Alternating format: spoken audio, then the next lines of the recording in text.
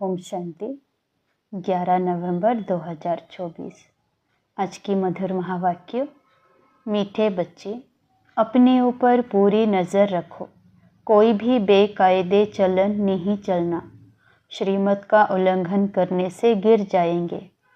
प्रश्न, पद्मा पदमपति बनने के लिए कौन सी खबरदारी चाहिए?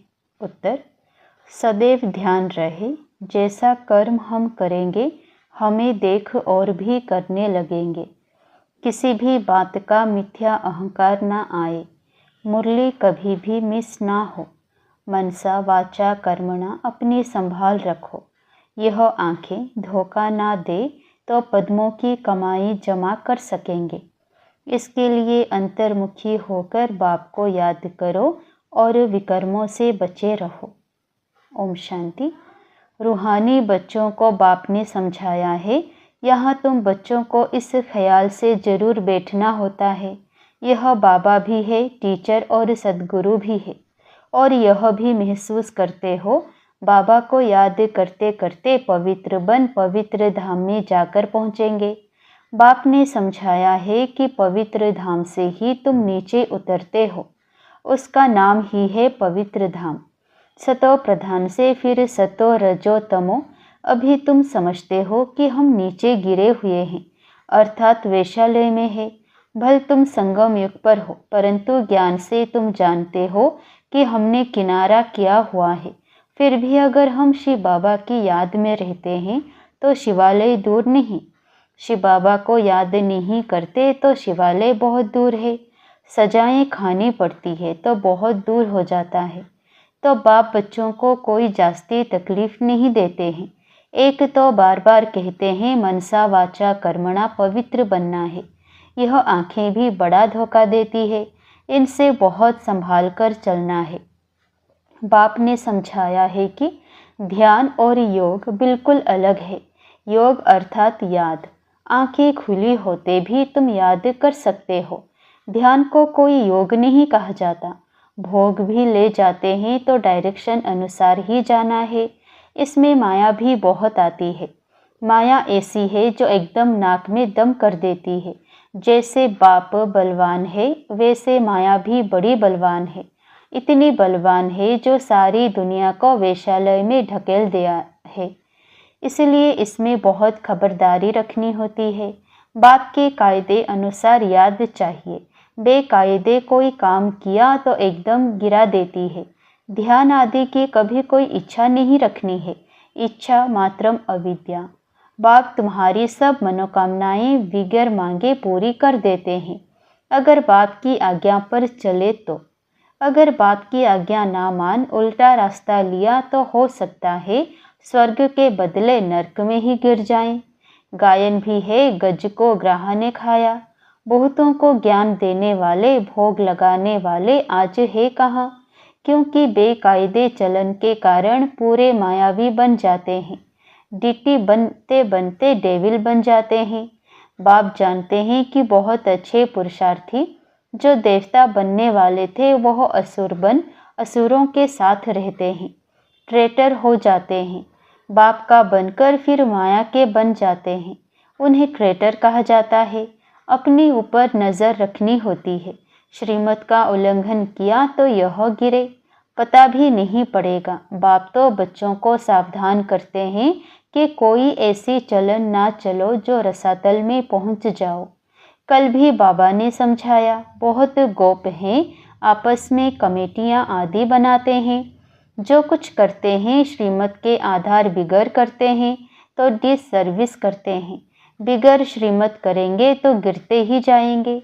बाबा ने शुरू में कमेटी बनाई थी तो माताओं की बनाई थी, क्योंकि कलश तो माताओं को ही मिलता है। वंदे मातरम गाया हुआ है ना। अगर गोप लोग कमेटी बनाते हैं तो वंदे गोप तो गायन नहीं है। श्रीमत पर नहीं तो माया के जाल में फंस पड़ते हैं। बाबा ने माताओं की कमेटी बनाई, उन्हों के हवाले सब कुछ कर दिया। पुरुष अक्षर करके देवाला मारते हैं, स्त्रियां नहीं। तो बाप भी कलश माताओं पर रखते हैं। इस ज्ञान मार्ग में माताएं भी देवाला मार सकती है। पद्मा पदम भाग्यशाली जो बनने वाले हैं वह माया से हार खाकर दिवाला मार सकते हैं। इसमें स्त्री पुरुष दोनों दिवाला मार सकते हैं और मारते भी हैं। कितने हार खाकर चले गए, गोया दिवाला मार दिया ना। बाप समझाते हैं, भारतवासियों ने तो पूरा दिवाला मारा है। माया कितनी जबरदस्त है, जो समझ नहीं सकते हैं हम क्या थे, कहाँ से एकदम नीचे आकर गिरे हैं। यहाँ भी ऊंच चढ़ते चढ़ते फिर श्रीमत को भूल अपनी मत पर चलते हैं तो दिवाला मार देते हैं। वो लोग तो दिवाला मारते फिर 5-7 वर्ष बाद खड़े हो जाते हैं। यहाँ तो 84 जन्मों का दिवाला मारते हैं। उच्च पद पा ना सके, दिवाला मारते ही रहते हैं। बाबा के पास फोटो होता तो बतलाते। तुम कहेंगे बाबा तो बिल्कुल ठीक कहते हैं, यह कितना बड़ा महारथी था, बहुतों को उठाते थे। आज है नहीं, दिवाले में है। बाबा घड़ी घड़ी बच्चों को सावधान करते रहते हैं। अपनी मत पर कमेटियां आदि बनाना, इसमें कुछ रखा नहीं है। आपस में मिलकर झरमुई झगमुई करना, यह ऐसा करता था, फलाना ऐसा करता था, सारा दिन यही करते रहते हैं। बाप से बुद्धियोग लगाने से ही सतो प्रधान बनेंगे। बाप का बने और बाप से योग नहीं तो घड़ी घड़ी गिरते रहेंगे। कनेक्शन ही टूट पड़ता है। लिंक टूट जाए तो घबराना नहीं चाहिए। माया हमें इतना तंग क्यों करती है?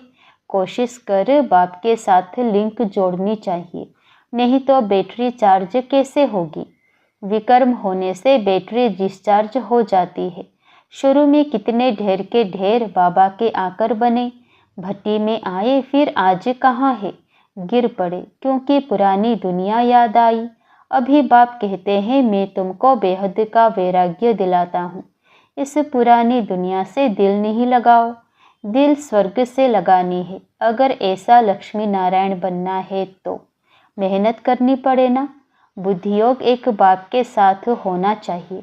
पुरानी दुनिया से वैराग्य, सुखधाम और शांति धाम को याद करो। जितना हो सके उठते बैठते चलते फिरते बाप को याद करो। यह तो बिल्कुल ही सहज है। तुम यहाँ आए ही हो नर से नारायण बनने के लिए। सबको कहना है कि अब सतो प्रधान से तमो प्रधान से सतो प्रधान बनना है, क्योंकि रिटर्न जर्नी होती है। वर्ल्ड की हिस्ट्री ज्योग्राफी रिपीट माना, नर्क से स्वर्ग, फिर स्वर्ग से नर्क, यह चक्र फिरता ही रहता है। बाप ने कहा है, यहाँ स्वदर्शन चक्रधारी होकर बैठो। इसे याद में रहो कि हमने कितने बार चक्र लगाया है। अभी फिर से हम देवता बन रहे हैं। दुनिया में कोई भी इस राज को नहीं समझते हैं। यह ज्ञान देवताओं को है नहीं, वह तो है ही पवित्र। उनमें ज्ञान ही नहीं जो शंख बजावे, वह पवित्र हैं। उनको यह निशानी देने की दरकार नहीं। निशानी तब होती है जब दोनों इकट्ठे होते हैं। तुमको भी निशानी नहीं, क्योंकि तुम आज देवता बनते बनते कल असुर बन जाते हो। बाप देवता बनाते, माया असुर बना देती है। बाप जब समझाते हैं तब पता पड़ता है कि सचमुच हमारी अवस्था गिरी हुई है। कितने बेचारे शिव बाबा के खजाने में जमा कराते, फिर मांग कर असुर बन जाते। इसमें योग की ही सारी कमी है। योग से ही पवित्र बनना है। बुलाते भी हो, बाबा आओ, हमें पतित से पावन बनाओ, जो हम स्वर्ग में जा सके। याद की यात्रा है ही पावन बन ऊंच पद पाने के लिए। जो मर जाते हैं फिर भी जो कुछ सुना है तो शिवालय में आएंगे जरूर। पद भल कैसा भी पाएं, एक बार याद किया तो स्वर्ग में आएंगे जरूर। बाकी ऊंच पद पा ना सके, स्वर्ग का नाम सुनकर खुश होना चाहिए। फेल हो पाई पैसे का पद पा लिया, इसमें खुश नहीं हो जाना है। फीलिंग तो आती है ना, मैं नौकर हूँ। पिछाड़ी में तुम्हें सब साक्षात्कार होंगे कि हम क्या बनेंगे, हमसे क्या विक्रम हुआ है जो ऐसी हालत हुई है। मैं महारानी क्यों नहीं बनूं? कदम कदम पर खबरदारी से चलने से तुम पद्मा पदम पति बन सकते हो। मंदिरों में देवताओं को पद्म की निशानी दिखाते हैं, दर्जे में फर्क हो जाता है। आज की राजाई का कितना दबदबा रहता है तो अल्पकाल का, सदा काल के राजा तो बन ना सके। तो अभी बाप कहते हैं तुम्हें लक्ष्मी नारायण बनना है, तो पुरुषार्थ भी ऐसा चाहिए। कितना हम औरों का कल्याण करते हैं, अंतर्मुख हो कितना समय बाबा की याद में रहते हैं। अभी हम जा रहे हैं अपने स्वीट होम में, फिर आएंगे सुखधाम में। यह सब ज्ञान का मंथन अंदर में चलता रहे। बाप में ज्ञान और योग दोनों है, तुम्हारे में भी होना चाहिए। जानते हो हमें शिव बाबा पढ़ाते हैं तो ज्ञान भी हुआ और याद भी हुई। ज्ञान और योग दोनों साथ साथ चलता है। ऐसे नहीं योग में बैठो, बाबा को याद करते रहो और नॉलेज भूल जाए। बाप योग सिखलाते हैं तो नॉलेज भूल जाते हैं क्या? सारी नॉलेज उनमें रहती है। तुम बच्चों में भी नॉलेज होनी चाहिए, पढ़ना चाहिए। जैसे कर्म मैं करूँगा मुझे देख और भी करेंगे। मैं मुरली नहीं पढ़ूंगा तो और भी नहीं पढ़ेंगे। मिथ्या अहंकार आ जाता है तो माया झट वार कर देती है।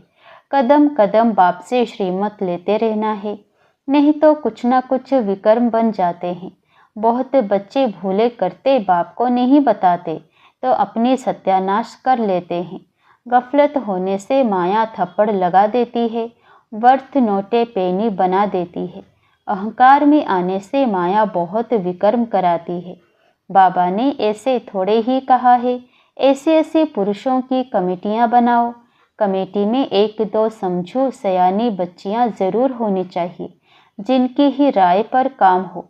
कलश तो लक्ष्मी पर रखा जाता है ना। गायन भी है, अमृत पिलाते थे, फिर कहाँ यज्ञ में विघ्न डालते थे। अनेक प्रकार के विघ्न डालने वाले हैं। सारा दिन यही झरमोई झगमोई की बातें करते रहते हैं। यह बहुत खराब है। कोई भी बात हो तो बाप को रिपोर्ट करनी चाहिए। सुधारने वाला तो एक ही बाप है। तुम अपने हाथ में लो नहीं उठाओ, तुम बाप की याद में रहो।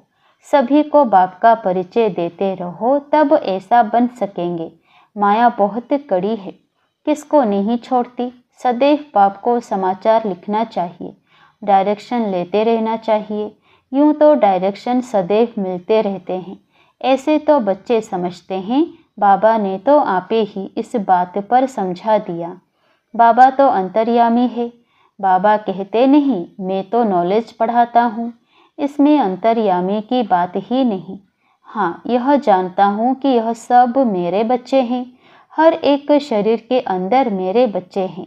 बाकी ऐसे नहीं कि बाप सभी के अंदर विराजमान है। मनुष्य तो उल्टा ही समझ लेते हैं। बाप कहते हैं मैं जानता हूँ कि सभी तख्त पर आत्मा विराजमान है। यह तो कितनी सहज बात है।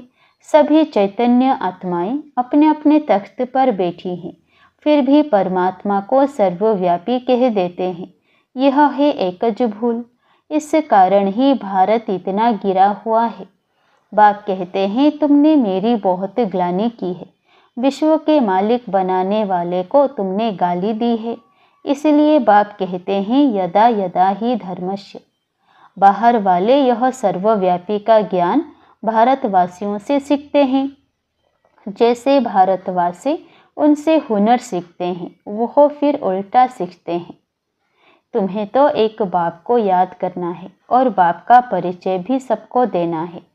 तुम हो अंधों की लाठी, लाठी से राह बताते हैं ना।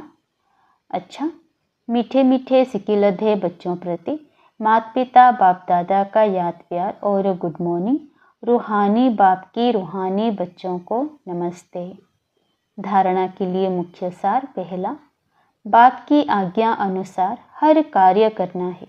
कभी भी श्रीमत का उल्लंघन ना हो, तब ही सर्व मनोकामनाएं बिना मांगे पूरी होंगी।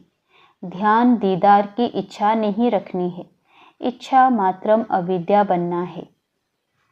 दूसरा, आपस में मिलकर झरमुई झगमुई व एक दूसरे का परचिंतन नहीं करना है। अंतर्मुख हो अपनी जांच करनी है कि हम बाबा की याद में कितना समय रहते हैं। ज्ञान का मंथन अंदर चलता है। वरदान, हर आत्मा के संबंध संपर्क में आते सबको दान देने वाले महादानी वरदानी भव। सारे दिन में जो भी संबंध संपर्क में आए उसे कोई ना कोई शक्ति का, ज्ञान का, गुण का दान दो।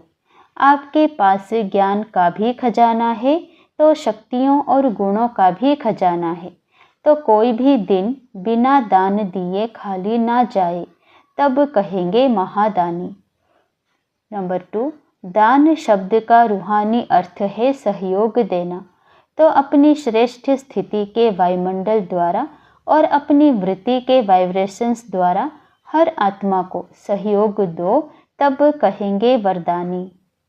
स्लोगन, जो बाप दादा और परिवार के समीप हैं उनके चेहरे पर संतुष्टता, रूहानियत और प्रसन्नता की मुस्कुराहट रहती है।